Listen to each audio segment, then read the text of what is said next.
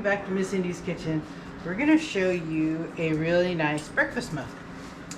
And it is a applesauce oat muffin, and it uses whole wheat flour and rolled oats, which is the old-fashioned oats, and applesauce are the principal ingredients.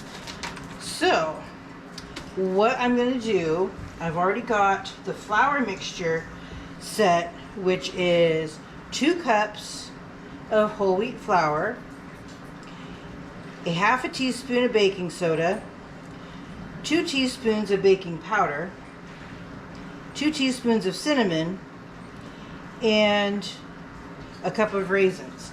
So we mix that all together, and it's good to mix your raisins in the flour mixture because it coats the raisins with flour.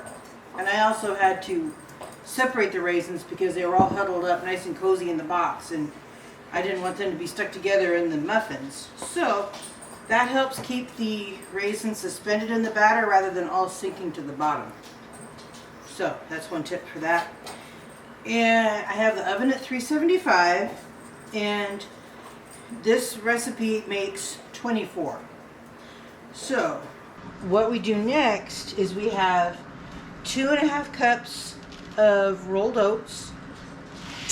I'm going to put that in the mixing bowl. And then we have the 2.5 cups of applesauce. Ooh. Unsweetened? Unsweetened applesauce. We always end up with a lot of applesauce, so this is a good way to use up a fair bit of it. And it also makes a great ingredient in carrot cake. So we have got the oats, applesauce, and then we have 1 stick of butter melted. I already melted that on the stove because we're still doing things stovetop because our microwave is on strike. So we put that over here. And then the next thing we put in is 2 eggs. And I'm just going to mix them up a little bit. Just basically, it doesn't say to scramble the eggs, but I just like to loosen up the yolk. Kind of makes it incorporate better. So there's 2 eggs, and then we have a teaspoon of vanilla. So this is from, still got cinnamon residue on it, but that's fine. It's all going in the same muffin. And let's see here, make sure that's, so it's 2 teaspoons vanilla. Always got to double check the recipe. Alright, so it's 2 teaspoons vanilla. And then we have 2/3 of a cup of white sugar. Alright, and lastly, for this part of the recipe, we have 1 cup of milk. And again, 2% milk or whole milk are the best for baking. And we're going to use our Danish dough whisk to incorporate this, because it's kind of like a little bit like a whisk in that it can mix ingredients really well, and it's got a lot of heft to it. So this will come together really quick. And what we're going to do now is take the flour mixture and make a little well in the middle. Well, well, well. That's a deep hole, isn't it? Alright. Then, sorry, I've got a bad wrist. And, whoops. We're going to mix this wet mixture into the dry mixture. Oy, let me switch hands here. My wrist has been bothering me lately. So, if I lose my grip, I'm not losing my grip. I'm just... Yeah, Mom, get a grip.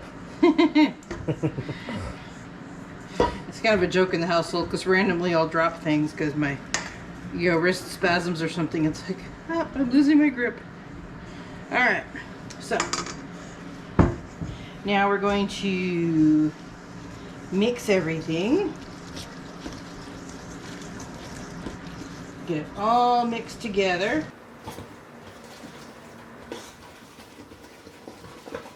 And it says just until it's incorporated.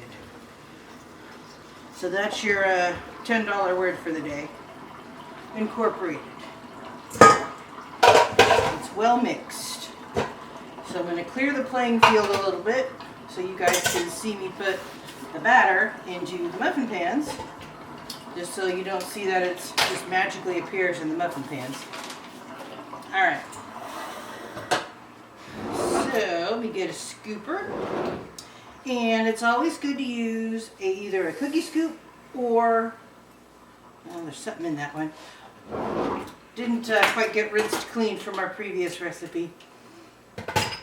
So I always have extras. So it's always good to use a scoop to help get uniform measurements on your dough. Hold on, let me switch this around here. So, and with this size scoop, this is your standard cookie scoop. 2 of these usually makes a good size muffin. And usually 2/3 full is the maximum for a muffin, or else the crown will be too high and it'll get stuck to the pan. So in this case, more is not necessarily better.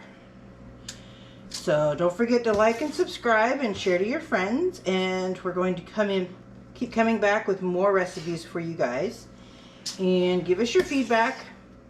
We have been going through a busy stretch lately, so we haven't been able to follow up on any feedback you've given us, but we will.